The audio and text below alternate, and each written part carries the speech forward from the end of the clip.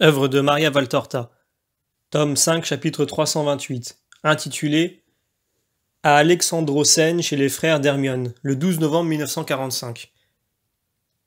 Ils ont de nouveau rejoint la route après avoir fait un long détour à travers champs et après avoir passé le torrent sur un petit pont de planches branlantes permettant seulement le passage des personnes, une passerelle plutôt qu'un pont. Et la marche continue à travers la plaine qui se rétrécit au fur et à mesure que les collines se rapprochent du littoral, au point qu'après un autre torrent avec l'indispensable pont romain, la route de plaine se fait route de montagne en bifurquant après le pont, en une voie moins rapide qui s'éloigne vers le nord-est à travers une vallée, tandis que celle que choisit Jésus, d'après l'indication de la borne romaine Alexandrosen M.V, est un véritable escalier de la montagne rocheuse et escarpée plongeant son museau dans la Méditerranée qui se découvre de plus en plus à la vue à mesure que l'on monte. Seuls les piétons et les ânes prennent cette piste, c'est gradin pourrait-on dire. Mais peut-être parce que c'est un raccourci intéressant, le chemin est encore très fréquenté et les gens observent avec curiosité le groupe galiléen, si inhabituel qui le suit.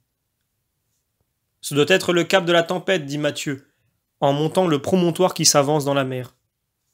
Oui, voilà. Au-dessous, le village dont nous a parlé le pêcheur, signale Jacques, fils de Zébédée. Mais qui peut bien avoir construit cette route? Les Phéniciens, peut-être. Qui sait depuis combien de temps elle existe? Du sommet, nous allons voir Alexandrosen, au-delà de laquelle se trouve le cap Blanc. Mon Jean, tu vas voir une grande étendue de mer, dit Jésus. Et il passe son bras autour des épaules de l'apôtre. J'en serai heureux, mais il va bientôt faire nuit. Où allons-nous faire halte? À Alexandrosen, tu vois, la route commence à descendre. Au-dessous se trouve la plaine jusqu'à la ville que l'on voit là-bas.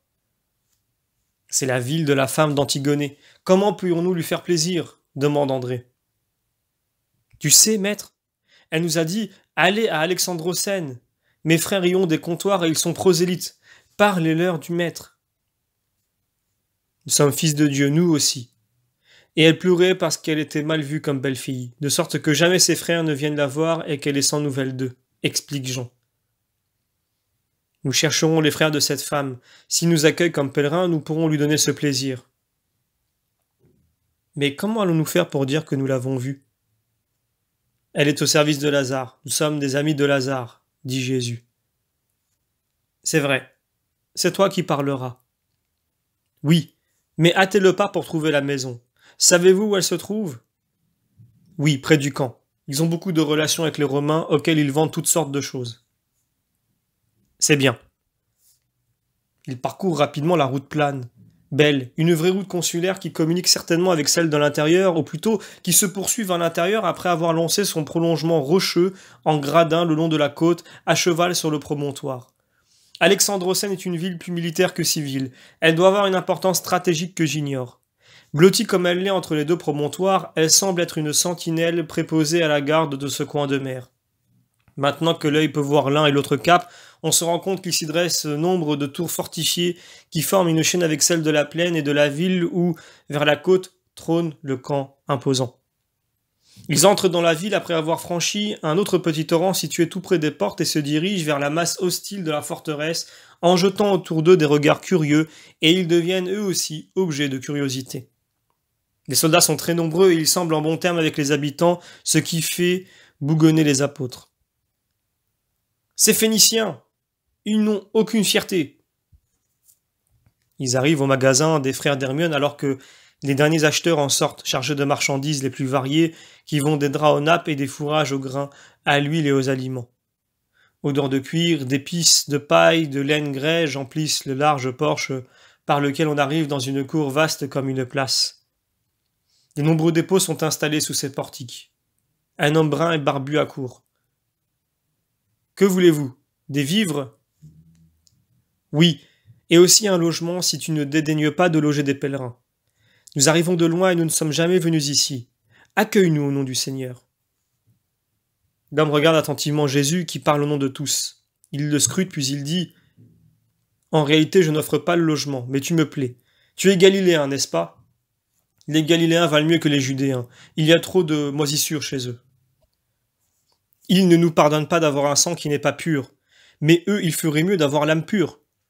Viens, entre ici. J'arrive tout de suite. Je ferme parce qu'il va faire nuit. En effet, c'est déjà le crépuscule et il fait encore plus sombre dans la cour que domine le camp puissant. Ils entrent dans une pièce et s'asseyent sur des sièges disposés çà et là. Ils sont fatigués. L'homme revient avec deux autres, l'un plus âgé, l'autre plus jeune. Il montre les hôtes qui se lèvent en saluant et dit « Voici, que vous en semble ? Ils me paraissent honnêtes. »« Oui, tu as bien fait, » dit le plus âgé à son frère, puis s'adressant aux autres, ou plutôt à Jésus qui semble manifestement leur chef, il demande « Comment vous appelez-vous » ? Jésus de Nazareth, Jacques et Jude de Nazareth aussi, Jacques et Jean de Bethsaïde et aussi André, et enfin Matthieu de Capharnaüm. Comment vous trouvez-vous ici ? Êtes-vous persécutés ? Non, nous évangélisons. Nous avons parcouru plus d'une fois la Palestine, de la Galilée à la Judée, d'une mer à l'autre, et nous avons été jusqu'au-delà du Jourdain, dans l'Oranitide. Maintenant nous sommes venus ici, pour enseigner. Un rabbi ici ? Cela nous étonne, n'est-ce pas, Philippe et Élie ? Demande le plus âgé. Beaucoup. De quelle caste es-tu ? D'aucune. Je suis de Dieu. Les hommes bons dans le monde croient en moi. Je suis pauvre, j'aime les pauvres, mais je ne méprise pas les riches auxquels j'enseigne l'amour, la miséricorde et le détachement des richesses, de même que j'apprends aux pauvres à aimer leur pauvreté, en faisant confiance à Dieu qui ne laisse périr personne. Au nombre de mes amis riches et de mes disciples, il y a Lazare de Béthanie. Lazare ? Nous avons une sœur mariée à l'un de ses serviteurs. Je le sais. C'est pour cela aussi que je suis venu, pour vous dire qu'elle vous salue et vous aime. Tu l'as vue ? Pas moi, mais ceux qui sont avec moi, envoyés par Lazare à Antigonée. Ah, dites-moi, que fait Hermione ? Elle est vraiment heureuse ? Son mari et sa belle-mère l'aiment beaucoup, son beau-père la respecte, dit Jude. Mais il ne lui pardonne pas son sang maternel. Dis-le. Il est en passe de le lui pardonner, et il nous en fait de grands éloges. Elle a 4 enfants, très beaux et gentils, cela la rend heureuse, mais vous êtes toujours dans son cœur, et elle a dit de vous amener le Maître divin. Mais comment ? Tu es celui qu'on appelle le Messie, toi ? Je le suis. Tu es vraiment le... On nous a dit à Jérusalem que tu existes et qu'on t'appelle le Verbe de Dieu. Est-ce vrai ? Oui. Mais l'es-tu pour ceux de là-bas ou bien pour tous ? Pour tous. Pouvez-vous croire que je le suis ? Croire ne coûte rien, surtout quand on espère que ce que l'on croit peut alléger ce qui fait souffrir. C'est vrai, Élie. Mais ne parle pas ainsi. C'est une pensée très impure, beaucoup plus que le sang mêlé. Réjouis-toi, non pas dans l'espoir que disparaisse ce mépris d'autrui qui te fait souffrir comme homme, mais réjouis-toi, dans l'espoir de conquérir le royaume des cieux. Tu as raison. Je suis à moitié païen, Seigneur. Ne te rabaisse pas. Je t'aime toi aussi, c'est aussi pour toi que je suis venu. Ils doivent être fatigués. Élie, tu les retiens par tes discours. Allons dîner, après quoi nous les emmènerons se reposer. Il n'y a pas de femme ici. Aucune Israélite n'a voulu de nous et nous désirions une d'elles. Pardonne-nous donc si la maison te paraît froide et sans ornement. Votre bon cœur me la rendra chaude et ornée. Combien de temps restes-tu ? Pas plus d'un jour. Je veux aller vers Tyr et Sidon et je voudrais être à Axib avant le Shabbat. C'est impossible, Seigneur. Sidon est loin. Demain, je voudrais parler ici. Notre maison est comme un port. Sans en sortir, tu auras des auditeurs à ta convenance. D'autant plus que demain, il y a un gros marché. Dans ce cas, allons-y, et que le Seigneur vous récompense de votre charité. Fin du chapitre.